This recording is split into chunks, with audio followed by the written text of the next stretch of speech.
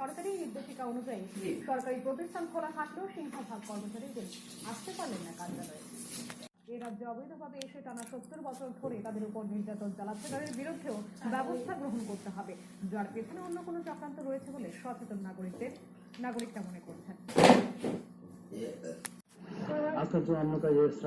অনুযায়ী শ্রমিক নিয়ে যান, কিন্তু এই দিন বর্তমান এলাকায় এই সকল দিন মজুরদের ঠাঁই দাঁড়িয়ে থাকতে দেখা যায়, কারণ ধর্মঘটের কারণে এই দিন তাদের কপালে কাজ জুটেনি। কাজ পাওয়ার আশায় সকাল থেকে দীর্ঘ সময় তারা বর্তলা এলাকায় এসে দাঁড়িয়ে থাকে। দীর্ঘ সময় দাঁড়িয়ে থাকার পর কাজ না পেয়ে এক প্রকার মন ভারাক্রান্ত হয়ে এই দিন তারা বাড়ি ফিরে যান। দিনমজুর শ্রমিকরা এই দিন স্পষ্ট জানায়, এমনিতে বর্তমানে আগের মতো কাজ পাওয়া যায় না। একদিন কাজ জুটলে আবার 2 দিন কাজ জুটে না। তারা কাজ করে সংসার চালায়, তাই তারা কাজের পক্ষে। ধর্মঘট তারা চায় না, তারা চায় কাজ। দিন কিছুটা কম ছিল।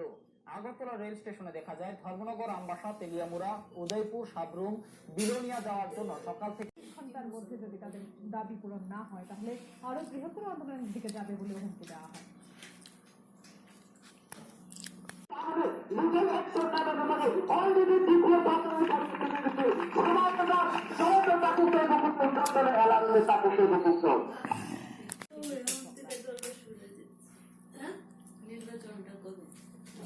মাধববাড়ি সহ বেশ কয়েকটি জায়গায় সকাল থেকেই রাস্তা অবরোধ করে রাখা হয় আন্দোলনকারীদের তরফে।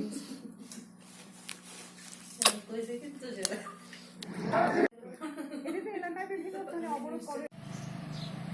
কিছুটা কম ছিল।